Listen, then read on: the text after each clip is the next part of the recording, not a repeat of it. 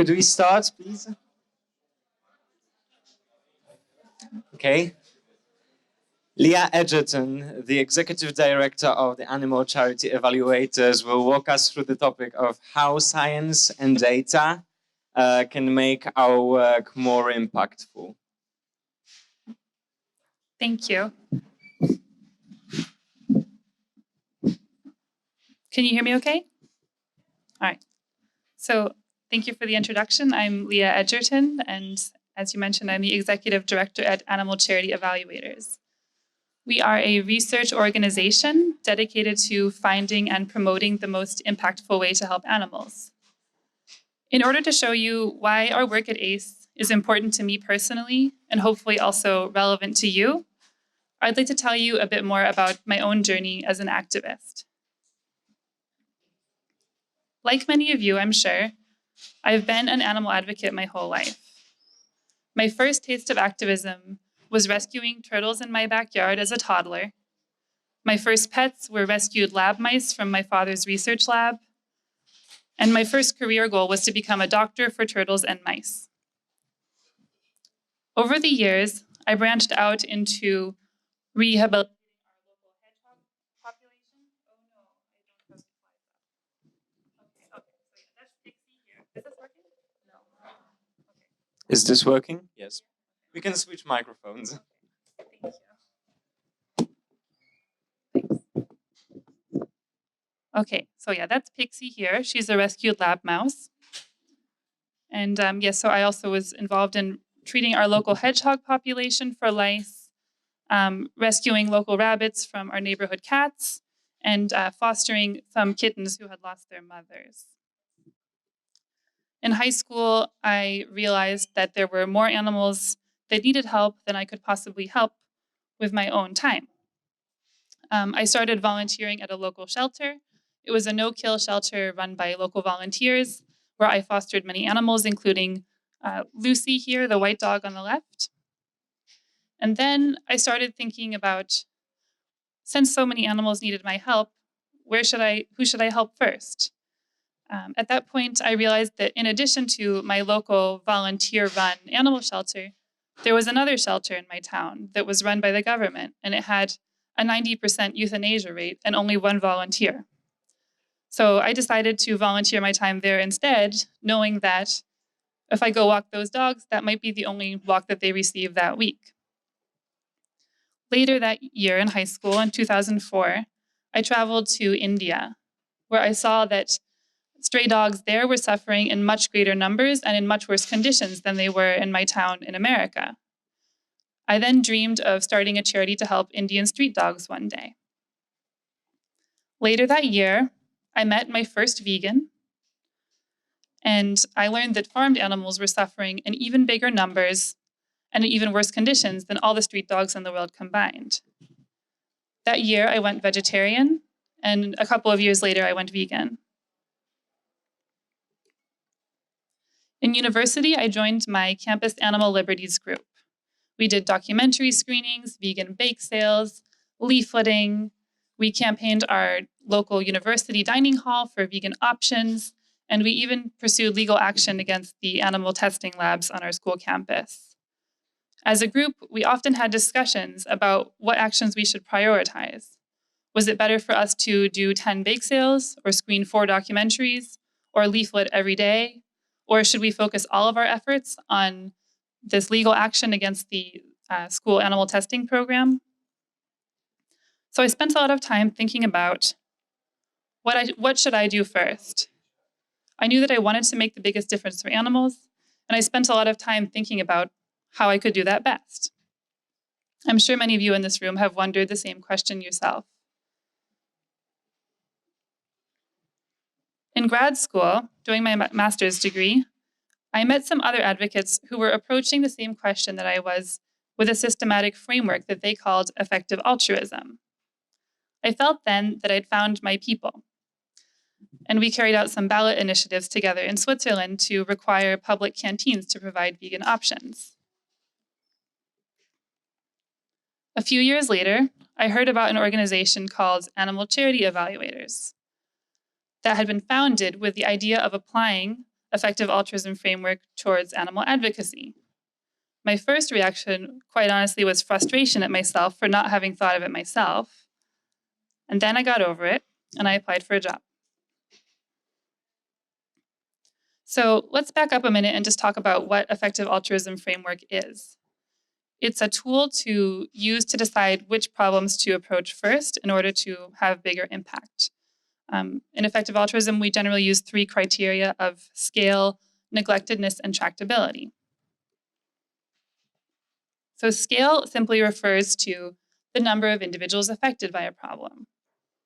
So in retrospect, in high school, when I discovered that Indian street dogs were suffering in greater numbers than the stray dogs in my hometown, and my decision to one day focus on them would have been me using scale to decide what problem to address first. And then later, when I learned that farm animals were suffering in even greater numbers, that's also an example. Neglectedness refers to how many people are working on a problem. And more specifically, if I don't work on this problem, is someone else going to? And so in retrospect also, although I didn't know it at the time, that is also the same criteria that helped me decide to stop volunteering at the no-kill animal shelter that already had a lot of volunteers to volunteering at the city pound, where I knew that that would be the only care the animals would receive that week. And then when I decided to focus on farm animal advocacy, at the time I didn't know of any advocates working on the cause area. So I knew that I had to because no one else would. Tractability refers to how solvable a problem is. And more specifically, are there solutions to the problem that work better than others? So there's types of discussions that I had with my university animal rights group where we were trying to decide whether to do leafleting or bake sales or screen documentaries or campaign the dining halls for vegan options. That was us discussing the tractability of our approach. Luckily, Animal Charity Evaluators has a team of scientists who are much more sophisticated in their application of EA framework than I was as a teenager. So Animal Charity Evaluators uses scale as one of the reasons that we focus on farm animals in our advocacy. So as you can see in this graph, farm animals make up 99% of the animals used and killed by humans, whereas all of the animals in shelters, in labs, in zoos, and raised for fur, et cetera, only make up less than 1% of the animals raised and killed by humans. As a further reason to focus on farmed animals, when you look at the neglectedness, we can see that only about 1% of the funding that goes towards helping animals goes towards farmed animals. The remaining 99% goes predominantly towards companion animal shelters, but then also towards helping animals who are living lives in fur farms or who are used for our entertainment or in labs. So tractability at ACE, when we look at this question, we think about which types of interventions or which types of strategies that activists use are most effective. And then we also look at which charities are implementing these well. This question is where most of ACE's research focuses on. Our intervention research asks which strategies work better than others, and are there ways that we can do these interventions in ways that work better than others. So our research team does intervention reports on topics such as leafleting or protests or corporate outreach. And then our team compiles this evidence together. We look at the scientific literature, at any evidence from other social justice movements. We talk to experts in the field who are applying these interventions and conduct an analysis on the findings. In doing that, we realized that there were some underlying questions that we needed to answer before we could even understand what the impact of interventions was. I listed a few of them here. For example, how many animals can we expect to be saved by 1 year of someone going vegan? Or what strategies have worked or not worked for other social justice movements in the past? And how can we understand people's attitudes towards animals, the different populations? How do people view farmed animals or fish or wild animals? So these are the types of questions that we use to then later apply to our intervention research. And when we conduct charity evaluations, we're looking at which charities are applying the interventions and the foundational research that we know in effective ways. I won't get into too much detail here because I think a lot of you probably already know about this part of our work. But briefly, we use 7 criteria to determine which charities to recommend. And generally, the types of criteria are, is the charity focusing on a high impact area? Have they learned from research? Do they improve over time when they have a success or a failure? And then also soft skills like good leadership, good culture, good strategic planning ability. Those are the types of things that we look for in our charity recommendations. One thing that we learned in doing all this research is that context matters a lot. While an organization like ACE can provide broad, useful feedback for organizations around the world on considerations or things to think about and kind of big picture information, we found that different contexts have really wildly different things that work. And so one thing I want to really emphasize in my talk today is that all of us really should be and can be doing research. There are really different cultural and economic and political considerations in different contexts. And an organization like ACE is not as well suited to answering those questions as an organization working on the ground would be. And in addition, people who are actually doing interventions might be best suited to figuring out how to better understand their impact, since they would know exactly how to apply them well and in what contexts. So here are just an example of some of the types of research questions that a local group might be better suited to answering than ACE. What are the types of interventions that are being done successfully in your region or by your organization? What types of communication works well with which of your audiences? And more generally, when you and your organization or you and your volunteer group are planning what to do next, what are the unknowns that you have? What are the questions that if you knew the answer, you would know what to do? And so I want to give you a few tips and offer you some of the tools that ACE has to help guide activists in doing their own research. On our website, we have a research library where people can look up all of the existing research that exists on animal advocacy interventions. So you can use this as a basis to understand what might work well in your specific context. We have a collaboration directory, which pairs animal activists who have research questions with researchers and academics who have the skills to answer them. Sorry, I'm behind on my slides. And we also host kind of a more technical data repository, which is where people can upload their data transparently. So this is an effort to share information across organizations when research is conducted. We also have a few guidelines specifically on designing surveys on our website. So if you want to survey people who are affected by some of your interventions to understand how they might be impacted by them. And I understand that all charities don't necessarily have a research department, and you might not have someone on staff who has a really strong research background. So I would encourage you all to look around at your local context and see who good partners might be. You can think about contacting your local public health institutions. A lot of universities have graduate students who are looking for a topic to focus on for their master's or PhD or bachelor's thesis. There's also market research firms who may be interested in including questions that could help guide your work in their own research. Also, environmental institutions often have overlap due to climate change and the environmental impacts of factory farming. So yeah, I'd encourage you also to think about your local context and who can be a good partner to help you answer your own research questions. We also have a fund for those people who have a study designed that they'd like to carry out. So you can apply, I listed the website here, it's kind of small, but you can also ask me afterwards if you can't read it, where you can apply for funding to carry out experimental research studies.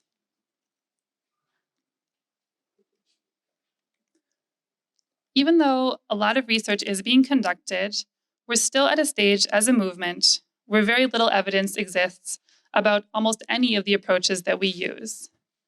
It seems clear that some things are working better than others. Obviously, we have some tentative ideas that institutional outreach might be more high leverage than individual outreach. But in reality, there's still a huge amount of unknowns.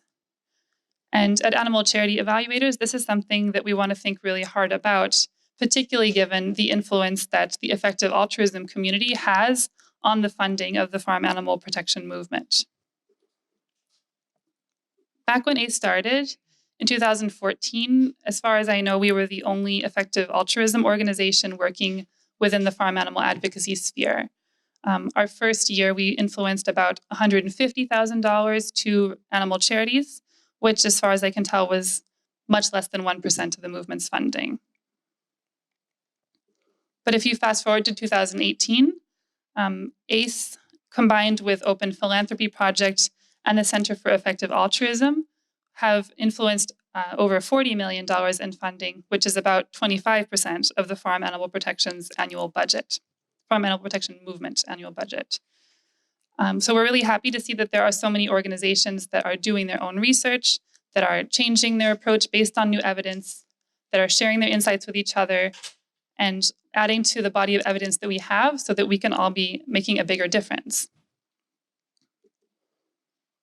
But it's important in a context where we have a lot of influence, but not a lot of evidence, to proceed with caution and think broadly about the long term and impact over the long term instead of quick wins where we're not really sure exactly what the impact might be.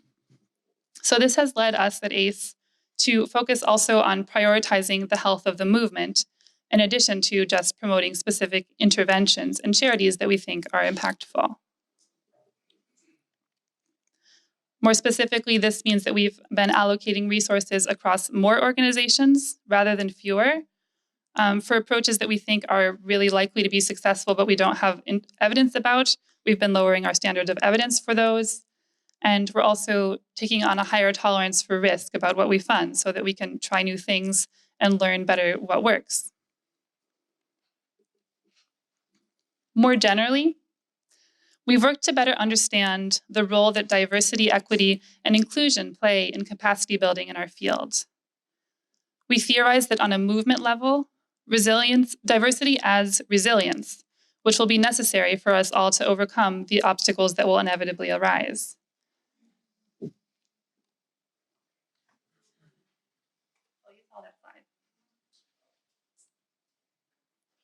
Well, you saw that slide.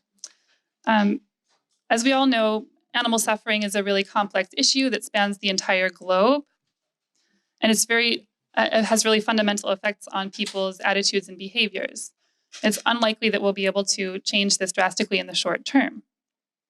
So this type of consideration has inspired us to work with a broader set of actors and to incentivize a broader set of approaches so that we can stay resilient, overcome obstacles that arise, and learn more over the longer term. In terms of concrete actions that we've changed because of these considerations, we are now placing a stronger emphasis on organizational culture in our charity evaluations to promote, in order to make sure that activists are staying in our movement longer and that we're creating a healthy space where everyone can keep working in the long term. We're also working to promote the work of those who are working to make our movement more equitable and inclusive for advocates of different demographic backgrounds. Again, because we want our movement to be a space where all advocates can thrive over the long term.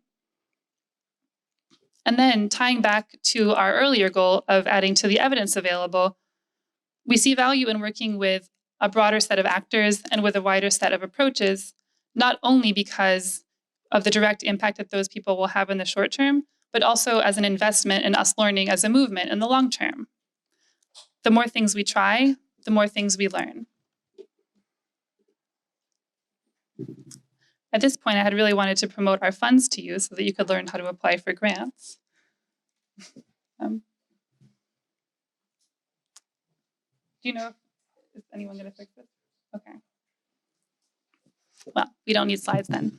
Okay, some of our concrete projects that reflect this line of thinking of working towards a broader and healthier movement include the Recommended Charity Fund, which allocates resources not just to our 4 top charities, but also to our standout charities, and also to our newly launched Effective Animal Advocacy Fund. So you can take notes instead of taking pictures. This fund was started in order to support a broader set of approaches beyond just our top and standout charity recommendations. So these might be younger organizations with a shorter track record, or smaller groups who are working in important areas, but who where we have less evidence. So some of the areas that the groups that we're looking to fund are in, for example, in policy work, movement building in neglected geographical areas, or movement building in neglected demographics.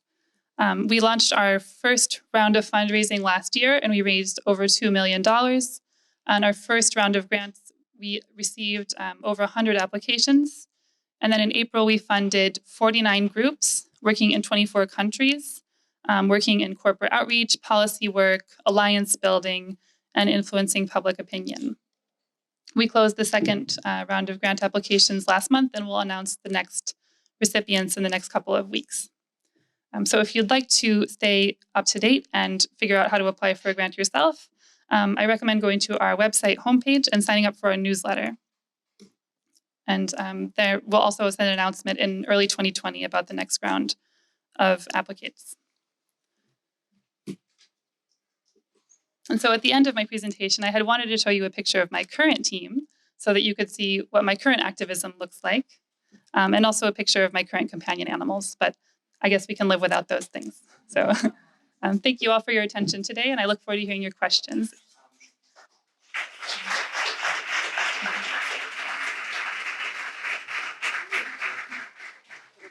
So you're working, so... It's on this computer, because this one didn't have a port. It was on this computer.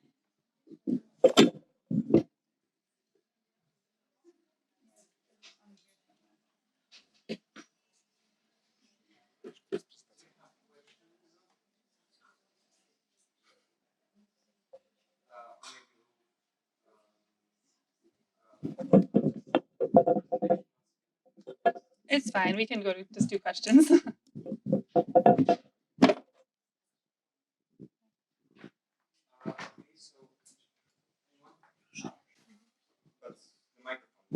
Okay, this one works. Thank you. Thank you. Well, thank you for that. Did you manage to figure out at your school activism what was most effective at that point? Or have you looked back and thought, okay, that was what we should probably have prioritized? At the time, oh, this is a much louder microphone. At the time, we ended up focusing on campaigning for vegan options in our dining hall. We were successful with that at the time. I think it's still in place as well now. And so we ended up splitting our time between that approach, and then also we worked with the law school students, the animal law students, to promote transparency around the animal testing happening on campus. So in that moment, we tried to balance like impact on a global level, in the sense that we wanted to help the farmed animals who are the most numerous, but we also wanted to be aware of our local context, which was that our university was actively conducting tests on animals. So we tried to kind of find a balance between what we could do that no one else would do, which was the stuff on campus with the research, but then also focusing on the biggest numbers, which was the farmed animals.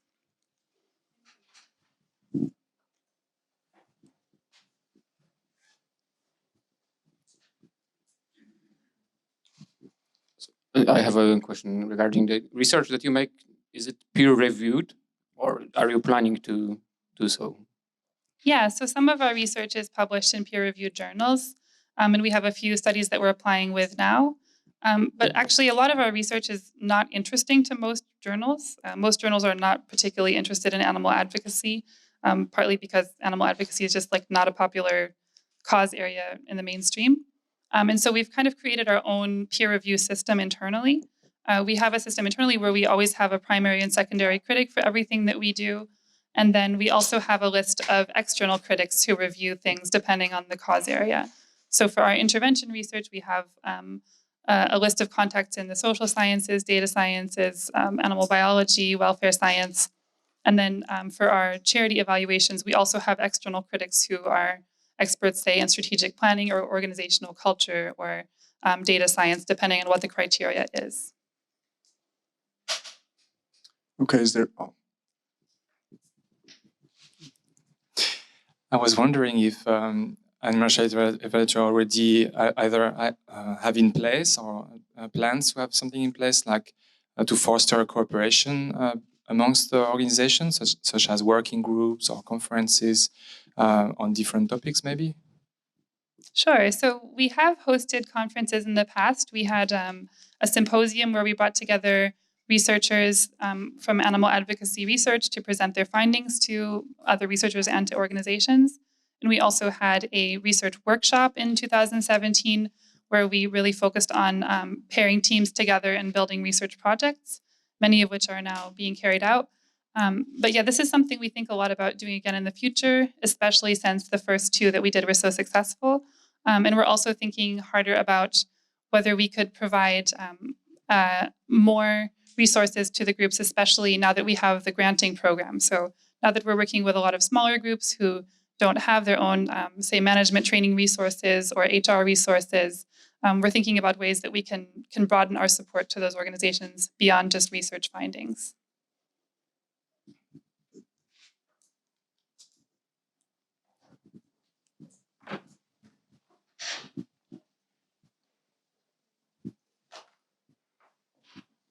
Hi, thank you also for sharing the personal story. When it comes to different cultural regions or different countries, I imagine a lot of the research in effectiveness is the same, but like you mentioned with diversity, do you have any plans for maybe also hiring there in like different continents or, yeah, sorry. Yeah, I think we think a lot about, I think a lot of our research around is particularly behavioral psychology is quite focused on Western Europe and North America. And I think it's really important for us to like be able to label it as not general, but as actually specific to a context and not generalizable. And so we have been working with a few academics in other parts of the world. For example, my colleague and I are going to China in October, where we plan to meet with some local activists and academics to think about ways we can support them. We've also done a few country reports. We have ones published right now about India and Brazil and China, where we interviewed local activists and look at the evidence that does currently exist for those countries. So I think, yeah, this is something we want to build in more, especially we've been taking on interns for other countries to kind of do these types of country reports to get an overview of impact in those regions. But I think, yeah, this is something we want to work on much more in the long term as well.